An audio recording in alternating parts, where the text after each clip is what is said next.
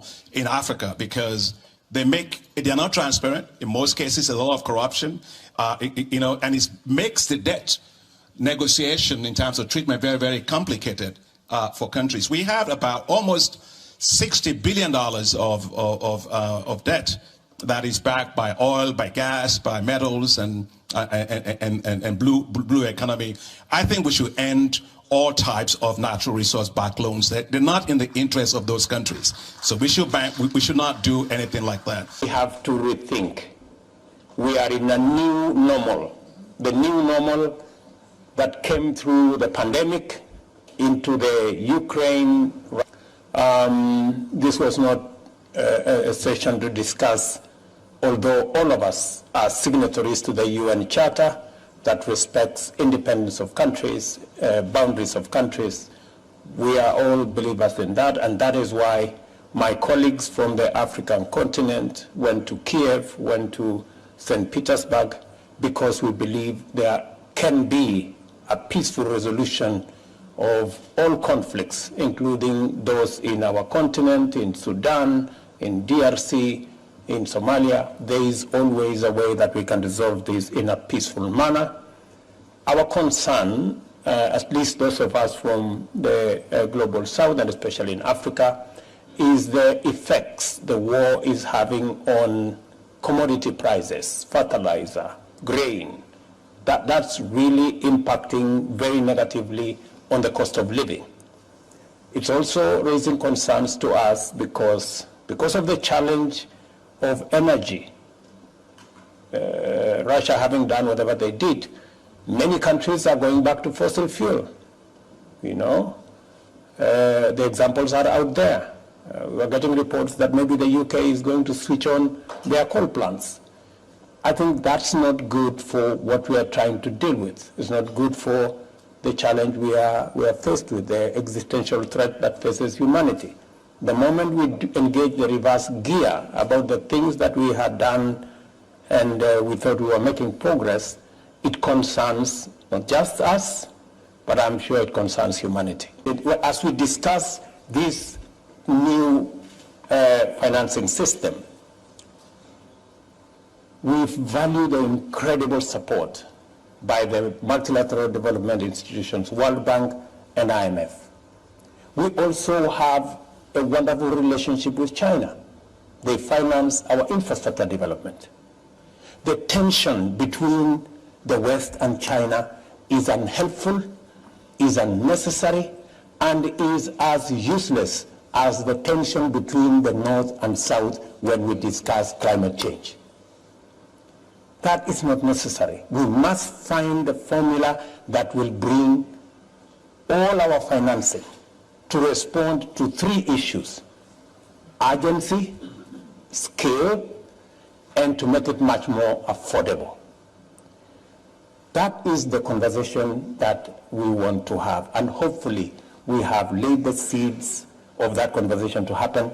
Again, thank you, President Macron, for making it possible for China to sit here and for the West to sit here, and those of us from the African continent to be in the equation. We don't take it for granted. As the How Dare You Summit, and for sure, I think we have confronted financial orthodoxy. We have confronted shareholder power, global capitalism, and corporate power. And we have also had a conversation about big oil. Madam Lawrence Tobiana spoke about breaking taboos. Prime Minister Mia Mottley reminded us that this is not a formal decision-making forum, but a pivotal moment to set aside our national interest and end the perpetual blame game. I want to repeat here again, as I did before, this is not about North versus South. It is not about emitters or non-emitters. It's not about the rich versus poor, climate guilty or innocent, and the powerful or the powerless. It's about all of us, big and small. It's about us in our diversity. And it's about crafting a win-win outcome. These are the benchmarks we have established for ourselves, They will serve us as a criteria against which we must assess our agreement. We have agreed that no country should be forced to choose between eradicating poverty and preserving the climate. We have agreed on some additional resources to support the vulnerable and the poorer countries. We have advanced discussion on reforming the governance of the multilateral development banks. We have progressed the conversation on a new global source for financing for climate and the mechanisms that can be put together to insulate us from national interest and global power structure whose decision-making processes include all of us and not just a few shareholders. We are agreeing that for the first time, as we leave Paris, President Macron, and you have been incredible. You have run this like Kenyans should do. You have run it like a marathon. And this was not a session to coerce anybody to do anything different from, it was a meeting of minds to try and bring consensus the same way we managed to forge a consensus in 2015, is to try and eliminate the tensions that have informed the journey to where we are today, and to see whether we can recreate the consensus that had been built in mobilizing the world towards dealing with the challenge of climate change and international financing architecture. Let me mention three straight things. Number one, we are bringing our ideas. We've had a very honest but candid conversation around the table. We've had others, but they've also listened to us, because we believe that we do not want anymore to be a continent where people complain, where we are victims, where we are the corner. We believe that Africa can step forward in a very proud way to work with the rest of the world on the challenges we have and provide solutions. We agree, for example, with the suggestions that it could be difficult. Maybe nations, maybe when we talk about national interest, how do you enforce carbon tax? How do you enforce shipping tax? How do you deal with financial transaction tax? I mean, they are legitimate concerns. But I dare say, those who met in that little room in Bretton Woods had as difficult choices to make as we have today. But they didn't walk away from it. They forged a consensus.